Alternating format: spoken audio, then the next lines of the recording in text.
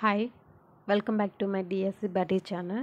So ఈ వీడియోలో అయితే టీఎస్ టెట్ 2017 పేపర్ అయితే చూద్దాము. పేపర్ 2 ఇది.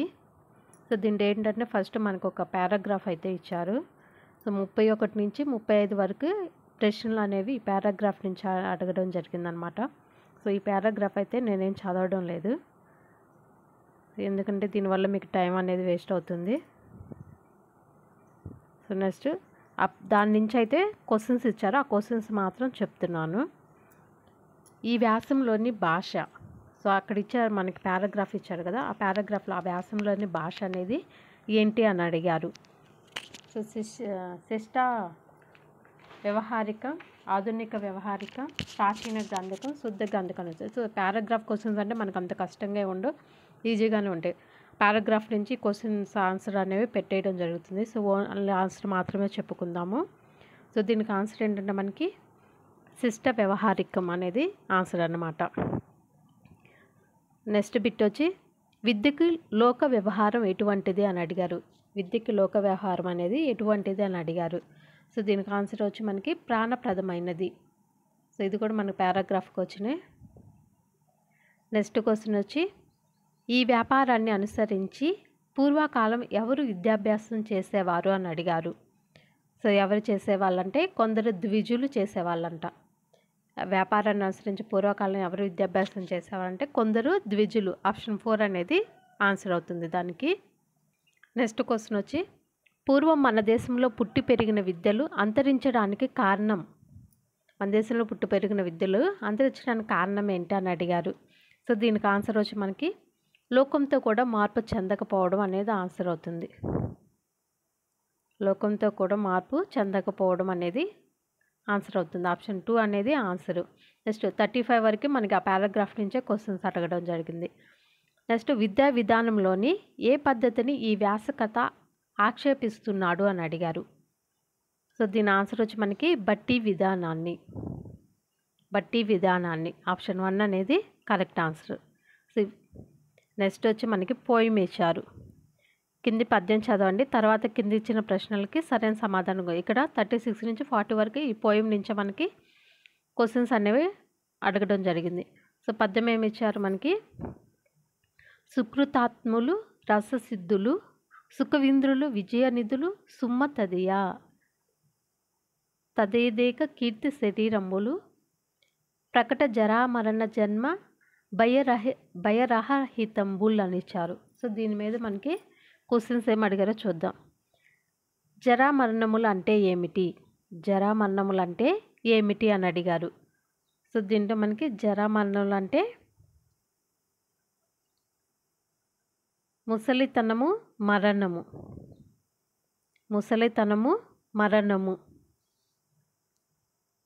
సో ఆప్షన్ 2 అనేది కరెక్ట్ ఆన్సర్ అవుతుంది. నెక్స్ట్ బిట్ వచ్చి సుకృతార్థులు ఎవరు అని అడిగారు. సో సుకృతార్థులు ఎవరంటే చక్కని రచనలే ఆత్మగా కలవారిని సుకృతాత్ములు అంటారు. చక్కని రచనలే ఆత్మగా కలవారు. ఆప్షన్ 1 అనేది correct answer. So next bit వచ్చి మనకి తదియ అనే పదానికి అర్థం ఏంటి అని అడిగారు. తదియ అనే పదానికి అర్థం ఏమిటి అని అడిగారు. సో తదియ అంటే వారి యొక్క అని అర్థం వస్తుంది. వారి యొక్క. ఆప్షన్ 3 అనేది ఆన్సర్ అవుతుంది. నెక్స్ట్ బిట్ వచ్చి భయాన్ని కలిగించేవి ఏవి అని అడిగారు. సో పోయం నుంచి భయాన్ని కలిగించేవి ముసలితనం, మరణం, జన్మము. ఆప్షన్ 2 అనేది కరెక్ట్ ఆన్సర్. నెక్స్ట్ బిట్ వచ్చి మనకి కీర్తి శరీరము విగ్రహ వాక్యం ఏంటి అని అడిగారు. సో కీర్తి శరీరం విగ్రహ వాక్యం ఏంటంటే కీర్తి అనేది శరీరము. ఆప్షన్ 3 అనేది కరెక్ట్ ఆన్సర్. సో పోయం నుంచి 40 వరకు చెప్పారు మనకి. నెక్స్ట్ రామాయణ కావ్యం రచించిన కాకతీయ సామంతరాజు ఎవరు అని అడిగారు. రామాయణ కావ్యం రచించిన కాకతీయ సామంతరాజు ఎవరంటే గోన బుద్ధారెడ్డి. ఆప్షన్ 2 అనేది correct answer. So next bit వచ్చి తెలగనార్యుని యయాతి చరిత్ర ప్రత్యేకత ఏమిటి అని అడిగారు. తెలగనార్యుని యయాతి చరిత్ర ప్రత్యేకత ఏమిటి అని అడిగారు. సో ఏంటంటే అచ్చ తెలుగు కావ్యం. అచ్చ తెలుగు కావ్యం. ఆప్షన్ 4 అనేది correct answer. So next bit వచ్చి షోయబుల్లా ఖాన్ బలి అయినది. షోయబుల్లా ఖాన్ బలి అయినది. సో ఎవరి వల్ల ఆయన బలి అయ్యారు, చనిపోయారు అని అడిగారు. సో బ్రిటిష్ వారి దౌర్జన్యానిక, సహచరుల వెన్నుపోటుక, రజాకార్ల కిరాతకానిక, మత దురహంకారానిక. ఎవరి వల్ల బలి అయ్యారు అంటే ఆయన రజాకార్ల కిరాతకానికి బలి అయ్యారు. ఆప్షన్ 3 అనేది కరెక్ట్ ఆన్సర్. నెక్స్ట్ బిట్ వచ్చి ముక్కును వేలేసుకోవడం అనేది ముక్కున వేలేసుకోవడం అనేది ఏంటి? ఏమవుతుంది? జాతీయం అవుతుందా, మాటల గుంపు అవుతుందా, లోకోక్తి అవుతుందా, సూక్తి అవుతుందా? సో ముక్కును వేలేసుకోవడం అనేది జాతీయం. ఆప్షన్ 1 అనేది కరెక్ట్ ఆన్సర్. ముక్కును వేలేసుకోవడం అనేది జాతీయం. నెక్స్ట్ వచ్చి విపిన్నం అంటే ఏమొస్తుంది? విపిన్నముకి అర్థం ఏంటి? సముద్రమా, నద, అడవ, ఎడార. సో విపిన్నం అనగా ఏంటో దానికైతే ఆ బిట్కైతే ఆన్సర్ అనేది కామెంట్ చేయండి. సో నెక్స్ట్ వచ్చి హలం, సీరం అను పర్యాయ పదాలు గల పదం. సో పర్యాయ పదం అడిగారు, మనకు అర్థం అడిగారు. విపిన్నం అనేదానికి అర్థం, నెక్స్ట్ పర్యాయ పదం అడిగారు. నెక్స్ట్ జాతీయం నుంచి వస్తుంది, అర్థం నుంచి, పర్యాయ పదం నుంచి ఉత్పత్తి అర్థాలు కంపల్సరీ మనకైతే బిట్స్ అనేవి వస్తాయి అన్నమాట. సో దీనికి ఏంటంటే హలం, సీరం అనే పర్యాయ పదాలు గల పదం ఏది అని అడిగారు. సో ఏమవుతుంది దీనికి? హలం అంటే నాగలి. సో నాగలి అనేది అర్థమవుతుంది అన్నమాట. నెక్స్ట్ బిట్ పారాశర్యుడు అంటే ఎవరు? పరశురాముని కుమారుడా, పరము శరము తెలిసినవాడా, పరాశరుని కుమారుడా, పరాశరుని శిష్యుడా? సో ఏమవుతుంది? ఎవరు కుమారుడు అవుతుంది? పారాశర్యుడు. మనకి ఉత్పత్తి అర్థాలన్నీ కూడా ఈ వీడియో చేసి పెట్టడం జరిగింది, చూడండి. సో దీనికైతే ఆన్సర్ అనేది కామెంట్ చేయండి. సో నెక్స్ట్ బిట్ వచ్చేవానికి మనకి కార్యము పదానికి వికృత పదం. సో ప్రకృతి వికృతి నుంచి కూడా ఒక మార్క్ అయితే మనకు కంపల్సరీ వస్తుంది. కార్యము అనే పదానికి వికృత పదం ఏంటి అని అడిగారు. సో కార్యముకి ఏమవుతుంది? సో ప్రకృతి వికృతులు అన్నీ కూడా వీడియో అయితే చేసి పెట్టడం జరిగింది, ఒకసారి చూడండి. సో కార్యానికి వికృత పదం ఏదవుతుందో సో దానికైతే ఆన్సర్ అనేది కామెంట్ చేయండి. సో నెక్స్ట్ బిట్ వచ్చి పిల్లి వెంటబడి ఎలుకను తరిమింది. ఈ వాక్యంలో కర్మ, పిల్లి వెంటపడి ఎలుకను తరిమింది అని ఇచ్చారు వాక్యం. సో ఈ వాక్యంలో కర్మ అనేది ఏంటి అని అడిగారు. సో మనకేమంటే కర్త, కర్మ, క్రియ అంటే పని. ఇక్కడ కర్త, కర్మ. సో కర్మ అనేది ఏంటి అని అడిగారు. ఏమవుతుంది దీంట్లో? కర్మ అనేది పిల్లి వెంటబడి ఎలుకను తరిమింది. సో పిల్లి అనేది కర్త, సో ఎలుక అనేది ఏమవుతుంది మనకి? కర్మ అవుతుంది. సో ఎలుక అనేది మనకి కర్మ అనమాట. కర్మ అనేది ఎలుక అవుతుంది అనమాట. ఆప్షన్ 2 అనేది కరెక్ట్ ఆన్సర్. నెక్స్ట్ బిట్టు నవ విధాలు సమాసం పేరు. నవ విధాలు, దీంట్లోనే ఉంది మనకు ఆన్సర్, మొత్తం దీంట్లోనే ఉంది కదా. నవ అంటే నెంబర్ కనుక మనకు వచ్చినట్లయితే అదే సమాసం ద్విగు సమాసం అవుతుంది. నవ, అష్ట, శత, ఇక్కడ నెంబర్ ఏది వచ్చినా కూడా అది మనకి ద్విగు సమాసంతో. సో దీని ఆన్సర్ అనేది ద్విగు సమాసం అన్నమాట. ఆప్షన్ 4 అనేది కరెక్ట్ ఆన్సర్. నెక్స్ట్ బిట్ వచ్చి మండే ఎండ నిప్పుల కొలిమా అన్నట్లున్నది. ఇందులో అలంకారం మండే ఎండ నిప్పుల కొలిమా అన్నట్లుంది.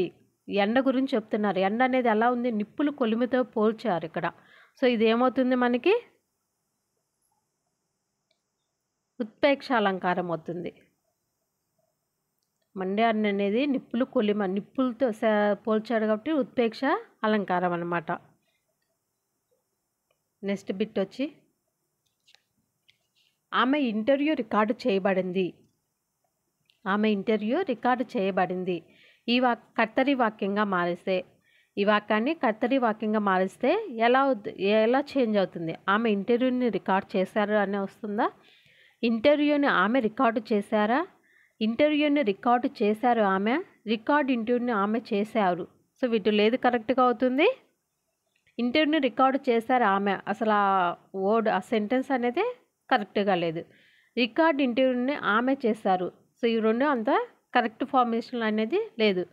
సో నెక్స్ట్ చూడండి, ఆమె ఇంటర్వ్యూను రికార్డు చేశారు, చేయబడింది అన్నారు, చేశారు. ఆమె ఇంటర్వ్యూను రికార్డు చేశారు. సో 1 అనేది ఆప్షన్ 1 అనేది కరెక్ట్ ఆన్సర్ అవుతుంది. నెక్స్ట్ బిట్ వచ్చి, వజ్రములకు గోల్కొండ పుట్టునిల్లే కదా, ఈ వాక్యాన్ని ఆధునిక వచనంలోనికి మారిస్తే అన్నారు. అక్కడ ఇచ్చిన వాక్యాన్ని ఆధునిక వచనంలోకి మారిస్తే సో ఎలా చేంజ్ అయింది? వజ్రములకు గోల్కొండ పుట్టునిల్లే కదా అని ఇచ్చారు. సో ఏమవుతుంది అది? వజ్రములకు గోల్కొండ పుట్టిన ఇల్లే కదా అనేది ఆప్షన్ 1. ఆప్షన్ 2 వచ్చి గోల్కొండ వజ్రములకు పుట్టినిల్లే కదా. నెక్స్ట్ ఆప్షన్ 3 వచ్చి గోల్కొండే వజ్రములకు పుట్టిల్లే కదా. నెక్స్ట్ ఆప్షన్ 4 వచ్చి వజ్రాలకు గోల్కొండ పుట్టినిల్లే కదా. సో ఏది ఆధునిక వచనం అవుతుంది దీంట్లో? సో ఏదవుతుందంటే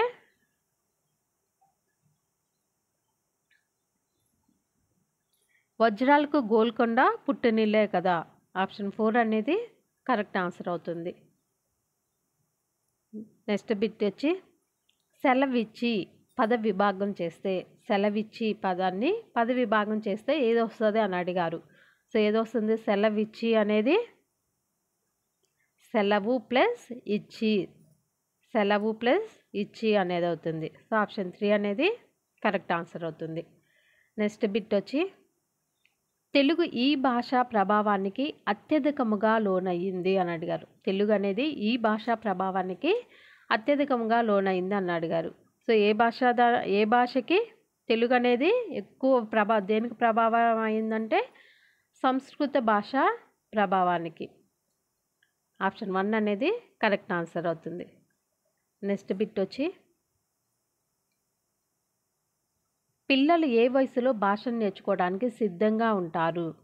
పిల్లలు ఏ వయసులో భాష నేర్చుకోవడానికి సిద్ధంగా ఉంటారు అని అడిగారు. సో 2 సంవత్సరాల నుంచి ఉంటారా, 3 సంవత్సరాల వయసు నుంచా, పుట్టుక నుండా, 5 సంవత్సరాల వయసు నుండా? సో పిల్లలు ఏ వయసులో భాష నేర్చుకోవడానికి సిద్ధంగా ఉంటారు? ఈ బిట్గా ఇంత ఆన్సర్ అనేది కామెంట్ చేయండి. సో నెక్స్ట్ బిట్ వచ్చి మనకి, ప్రణాళికల వలన బోధన అనేది కష్టతరం అవుతుందా, సులభతరం అవుతుందా, సందేహాస్పదం అవుతుందా, అసిష్టం అవుతుందా అని అడిగారు. సో ఏమవుతుంది? ప్రణాళిక వలన బోధన అనేది సులభతరం అవుతుంది. సో ఆప్షన్ 2 అనేది కరెక్ట్ ఆన్సర్ అవుతుంది. నెక్స్ట్ బిట్ వచ్చి, కథాకథన కౌశలం దీని వలన పెరుగుతుంది. కథాకథన కౌశలం అనేది దేని వలన పెరుగుతుంది? నాటకీకరణ వలన పెరుగుతుందా, కథా బోధన వలన పెరుగుతుందా, ఏకపాత్ర వినయం వలన పెరుగుతుందా, వ్యాస రచన వలన? దేని వలన పెరుగుతుంది? కథా బోధన వలన కథాకథన కౌశలం అనేది అభివృద్ధి పెరుగుతుంది అన్నమాట.